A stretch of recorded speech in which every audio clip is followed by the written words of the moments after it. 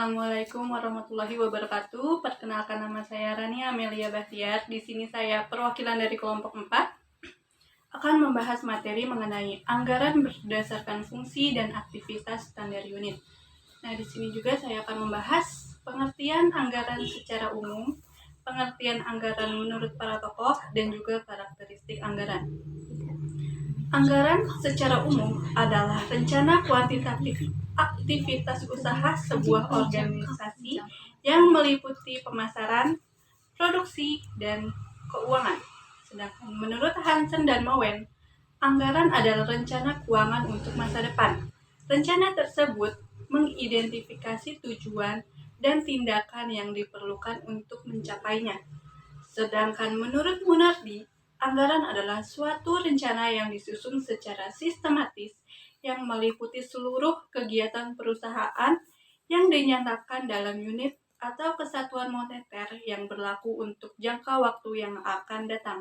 Nah, sedangkan karakteristik anggaran adalah anggaran mengestimasi potensi laba suatu bisnis, mencakup periode 1 tahun, dan usulan anggaran ditelaah dan disetujui oleh otoritas yang lebih tinggi daripada pihak yang menganggarkannya. Sekian materi yang saya sampaikan. Terima kasih. Assalamualaikum warahmatullahi wabarakatuh. Perkenalkan, nama saya Rizka Amalia, perwakilan dari kelompok 4. Di sini saya akan menjelaskan materi tentang tujuan pokok anggaran, manfaat penganggaran, hubungan anggaran dengan rencana strategis, dan jenis-jenis penganggaran. Tujuan pokok anggaran yaitu untuk memperbaiki transaksi dan kegiatan finansial maupun non-finansial di masa yang akan datang. Tujuan yang kedua yaitu untuk mengembangkan informasi yang akurat dan bermakna bagi si penerima anggaran. Manfaat penganggaran yaitu memberikan informasi untuk pengambilan keputusan, kemudian menyediakan standar kualitas kinerja dan memperbaiki komunikasi serta koordinasi. Hubungan anggaran dengan rencana strategis. Saat menjalankan rencana strategis untuk mencapai tujuan jangka panjang maupun jangka pendek perusahaan, perlu adanya anggaran. Jenis-jenis penganggaran terbagi menjadi 3. Yang pertama, penganggaran inkremental, yaitu hanya mempertimbangkan perubahan sumber daya dari anggaran tahun sebelumnya. Yang kedua, penganggaran basic nol dan statik. Penganggaran basic nol menjangkau kebutuhan sumber daya untuk mendanai aktivitas tahun anggaran. Penganggaran statik biasanya digunakan oleh perusahaan jasa. Yang ketiga, penganggaran fleksibel, yaitu bermanfaat mengendalikan biaya pabrik dan beban operasi. Sekian materi yang saya sampaikan. Terima kasih. Assalamualaikum warahmatullahi wabarakatuh. Saya Serliani akan menjelaskan tentang anggaran induk dan jenisnya ya. Nah, anggaran induk merupakan anggaran komprehensif yang menyatakan keseluruhan rencana bisnis bagi seluruh perusahaan untuk suatu periode yang mencakup 1 tahun atau kurang. Jenis-jenis anggaran induk antara lain yaitu anggaran operasional. Nah, anggaran operasional ini yaitu deskripsi rincian pendapatan dan biaya yang dibutuhkan untuk mencapai hasil laba yang memuaskan. Nah, yang termasuk anggaran operasional yaitu anggaran penjualan. Nah, merupakan dasar penyusunan anggaran lainnya dan umumnya disusun terlebih dahulu sebelum menyusun anggaran lainnya. Manfaatnya yaitu untuk mengurangi ketidakpastian tentang pendapatan di masa datang. Terus yang kedua, untuk memudahkan pengendalian manajemen atas kegiatan penjualan yang dilakukan. Faktor-faktor yang mempengaruhi anggaran penjualan yaitu faktor pemasaran, faktor ekonomis, faktor keuangan, faktor kebijakan perusahaan, faktor perkembangan penduduk, faktor kondisi politik, sosial, budaya, pertahanan dan keamanan, terus teknis dan faktor lainnya ya. Nah, jenis-jenis anggaran penjualan yaitu anggaran penjualan jangka panjang dan jangka pendek. Jangka panjang itu biasanya dalam jumlah tahunan dan menyangkut analisis dalam mengenai potensi pasar di masa mendatang.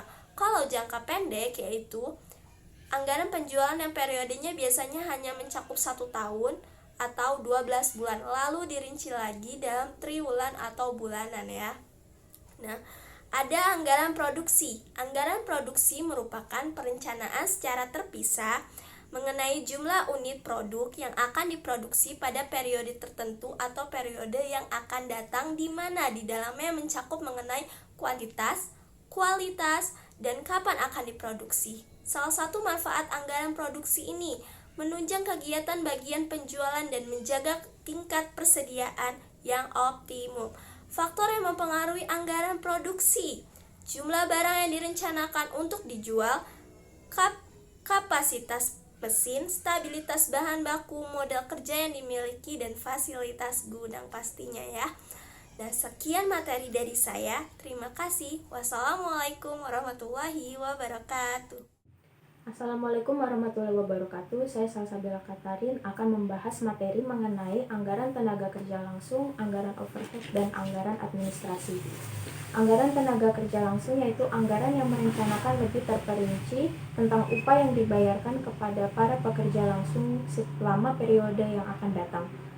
Faktor dalam menyusun anggaran tenaga kerja langsung yaitu rencana produksi dan bagian atau departemen yang digunakan untuk melakukan proses produksi. Manfaat anggaran tenaga kerja langsung yaitu harga pokok dagang dapat dihitung secara tepat dan dapat dipakai sebagai alat pengawasan. Selanjutnya anggaran overhead yaitu biaya produksi yang tidak masuk dalam biaya bahan baku maupun biaya tenaga kerja langsung. Dan anggaran administrasi yaitu anggaran yang merencanakan secara sistematis dari lebih terperinci tentang biaya administrasi yang ditanggung perusahaan dari waktu ke waktu.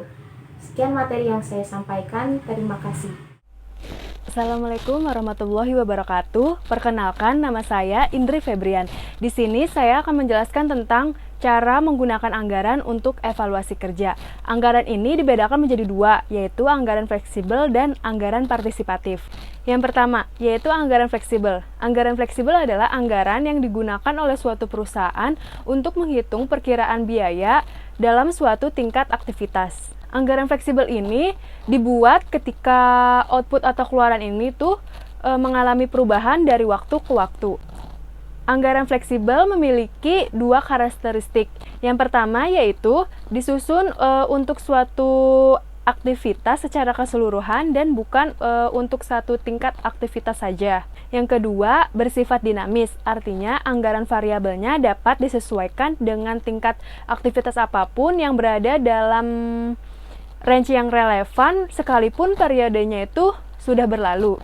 Anggaran fleksibel ini merupakan kunci untuk memberikan umpan balik karena lebih sering digunakan oleh para manajer untuk menerapkan pengendalian secara efektif dalam menjalankan rencana perusahaannya. Selanjutnya yang kedua yaitu anggaran partisipatif. Anggaran partisipatif yaitu anggaran yang memungkinkan para manajer tingkat bawah itu ikut serta dalam pembuatan anggaran. Sehingga para manajer ini mendapatkan informasi mengenai proses penyusunan anggaran yang menjadikan manajer tingkat bawah ini dapat mengambil keputusan dalam suatu anggaran serta mendorong kreativitas. Anggaran partisipatif ini mempunyai 3 potensi, yaitu yang pertama yaitu menetapkan standar yang terlalu rendah atau terlalu tinggi. Yang kedua yaitu membuat kelonggaran dalam anggaran atau sering disebut itu sebagai menutupi anggaran. Yang ketiga yaitu partisipasi semu. Sekian video dari kelompok kami mengenai materi pertemuan 4 yaitu tentang anggaran berdasarkan fungsi dan aktivitas standar unit. Kurang lebihnya kami mohon maaf. Wassalamualaikum warahmatullahi wabarakatuh.